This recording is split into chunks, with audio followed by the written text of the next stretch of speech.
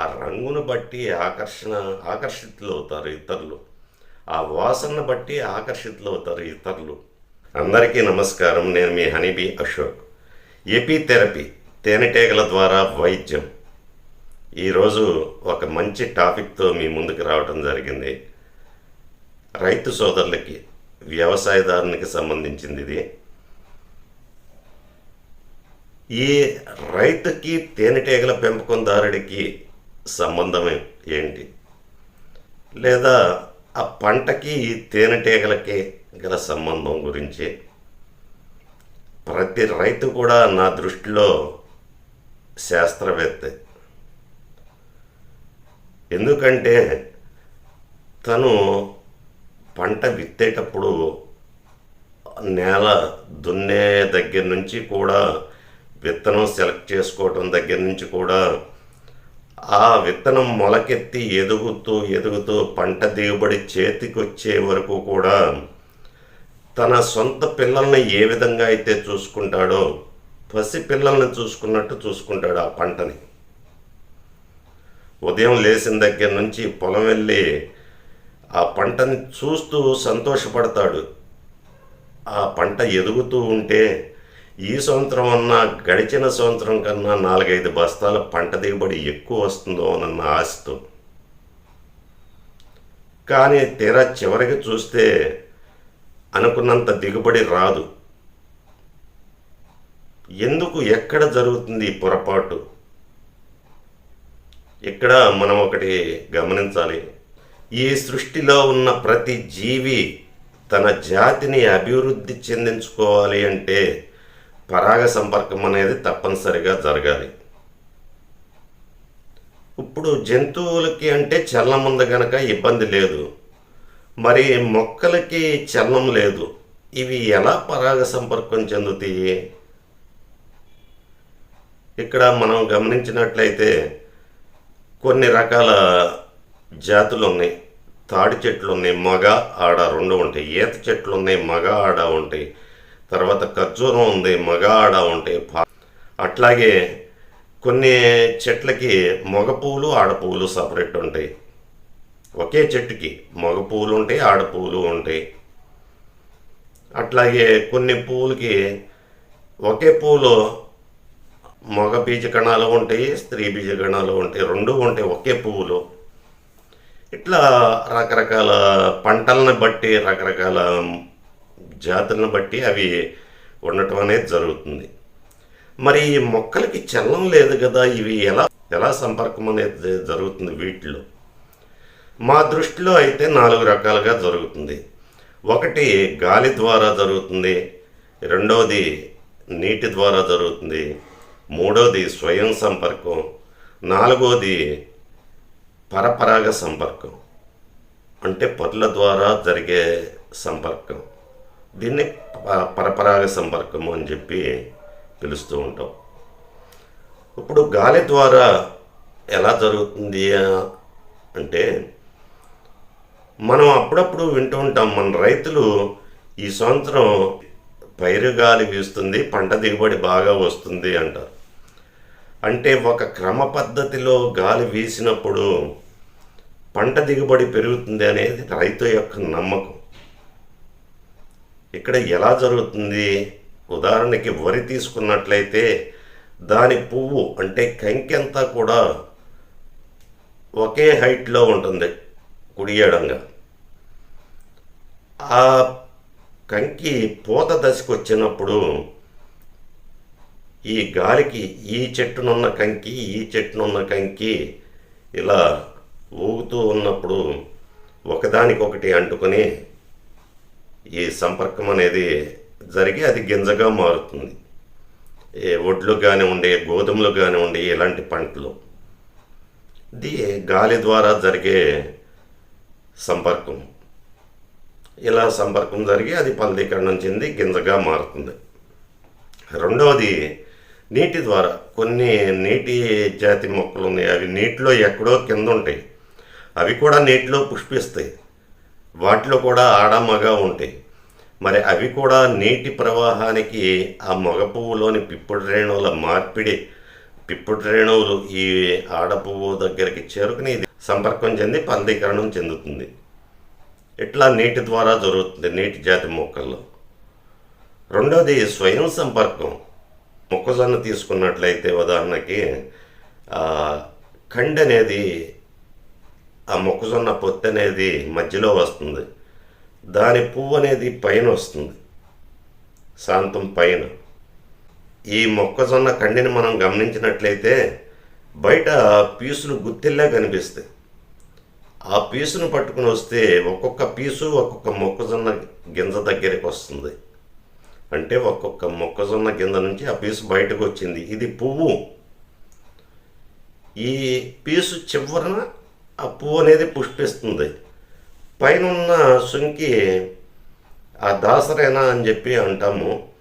అది పుష్పించి అక్కడి నుంచి పిప్పుడు రేణువులు ఈ పువ్వు మీద ఏది పీసెల్లే ఉన్న దాని చివర పడి అది సంపర్కం చెంది ఫలదీకరణం చెంది ఇక్కడ గింజగా మారుతుంది. మనం గమనించినట్లయితే ఆ కండిలో అక్కడక్కడ కొన్ని గింజలు తయారవక ఖాళీగా ఉంటాయి. అంటే ఆ పీసు అనేది సంపర్కం చెందల, అందుకని ఇక్కడ గింజ ఫలదీకరణం చెందక అది అభివృద్ధి చెందల. ఇట్లా స్వయం సంపర్కం కొన్ని జాతి మొక్కల్లో జరుగుతుంది. ఇంకా పరపరాగ సంపర్కము అంటే కొన్ని చాలా జాతులు 90% జాతుల్లో పరపరాగ సంపర్కం అనేది తప్పనిసరి. ఉదాహరణకి మన దొడ్లో తాడి చెట్టు ఉంది, చుట్టుపక్కల ఎక్కడ తాళ్ళు లేవు, చాలా దూరంగా ఉన్నాయి. మన దొడ్లో ఉన్నది ఆడతాడి, కాయలు కాస్తుంది, కానీ మరి మగతాడు అనేది ఎక్కడా లేదు. మరి ఈ కాయలు ఎలా తయారవుతున్నాయి? ఆ గింజలు మొలవేస్తే మొలుస్తున్నాయి, అవి మొలిసినవి కాయలు కాస్తున్నాయి. ఎలా తయారవుతున్నాయి? ఎక్కడో దూరాన అన్న మగ చెట్టు ఉంటుంది, ఇక్కడ మన దొడ్లో ఆడ చెట్టు ఉంది. అంటే వీటికి రెండిటికి దగ్గరలో గాలి ద్వారా జరగడానికి అవకాశం లేదు, నీటి ద్వారా జరగడానికి అవకాశం లేదు, స్వయం సంపర్కం జరగడానికి అవకాశం లేదు.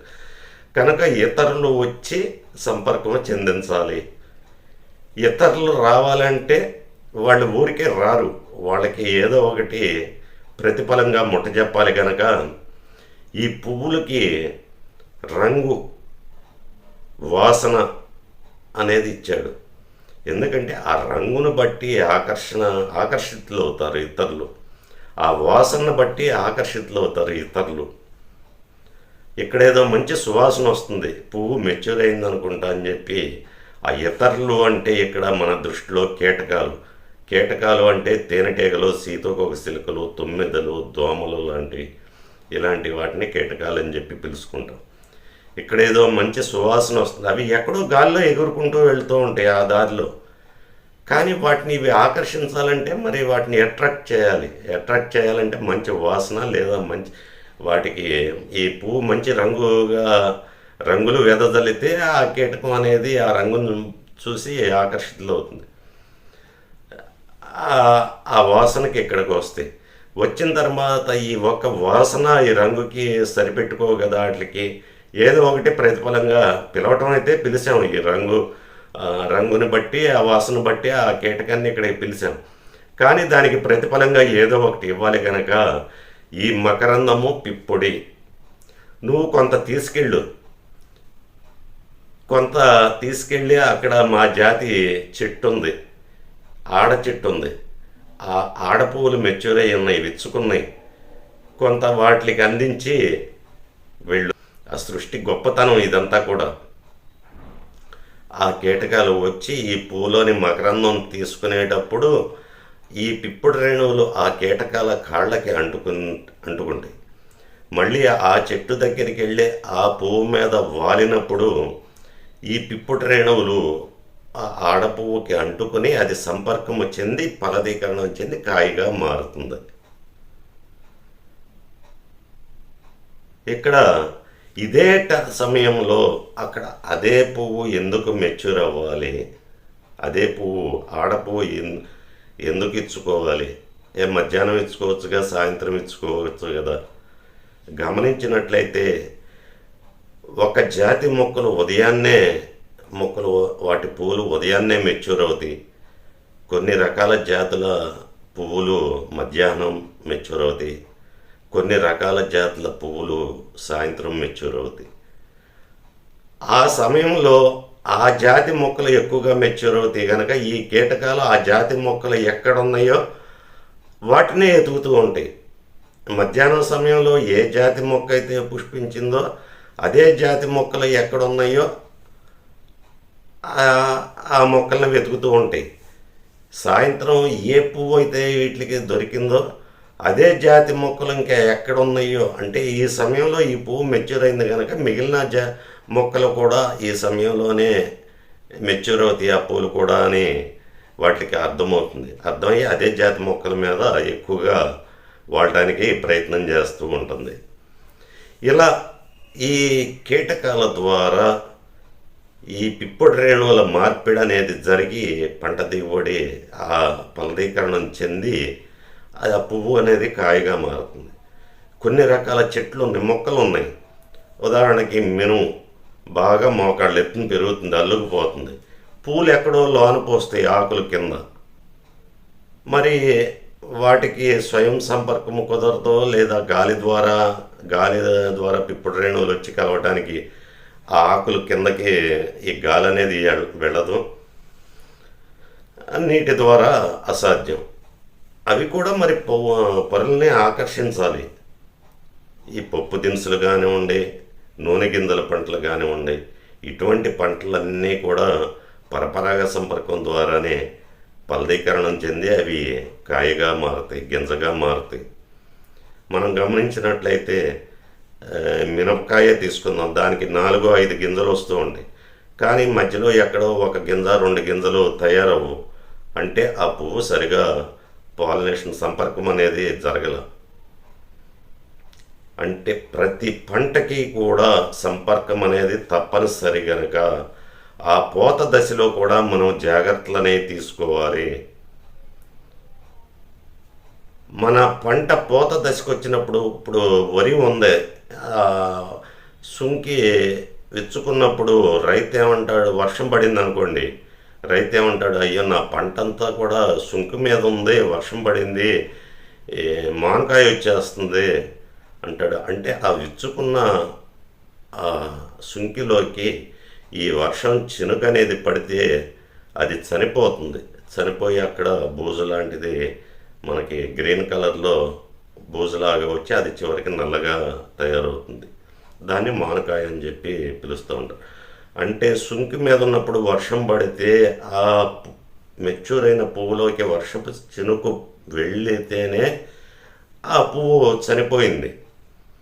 మరి అటువంటప్పుడు మన పంట పూత దశ మీద ఉన్నప్పుడు పెస్టిసైడ్స్ స్ప్రే చేస్తే, పురుగు మందులు స్ప్రే చేస్తే, ఈ రసాయనిక పురుగు మందులు, ఈ రసాయనాలు స్ప్రే చేస్తే మరి ఆ పువ్వు అనేది గర్భసంచి లాంటిది కదా, దానిలో ఈ రసాయనాలు పడితే ఆ పువ్వు మాడిపోతుంది కదా, అది పిందగా నిలబడదు. కీటకాలు వచ్చినా చనిపోతాయి ఈ పెస్టిసైడ్స్ వలన, విష పదార్థాల వలన. ఆటోమేటిక్గా ఏమవుతుంది, పంట దిగుబడి అనేది తగ్గిపోతుంది. కనుక రైతు సోదరులు ఈ మొక్క ఎదుగుదలలో ఎంతైతే జాగ్రత్తలు తీసుకున్నారో అది పూత మీద ఉన్నప్పుడు కూడా అంతే జాగ్రత్తలు, దానికన్నా రెట్టింపు జాగ్రత్తలు తీసుకోవాలి పంట పూత దశలో ఉన్నప్పుడు. మరి పురుగు మందులు స్ప్రే చేయకపోతే పురుగు వచ్చేస్తుంది, పంట అంతా తినేస్తుంది.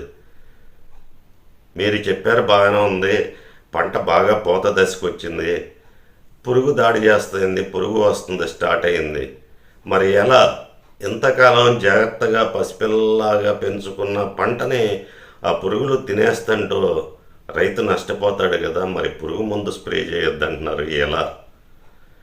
చేయండి, కానీ సాయంత్రం సమయంలో చేస్తే, మన శాస్త్రవేత్తలు కూడా చెబుతూ ఉంటారు, సాయంత్రం సమయంలో పురుగు బయటకు వస్తుంది, సాయంత్రం సమయంలో చేస్తే ఆ మందు ఆ పురుగు మీద పడి పురుగు చనిపోతుంది, బాగా పనిచేస్తుంది ఆ మందు అనేది.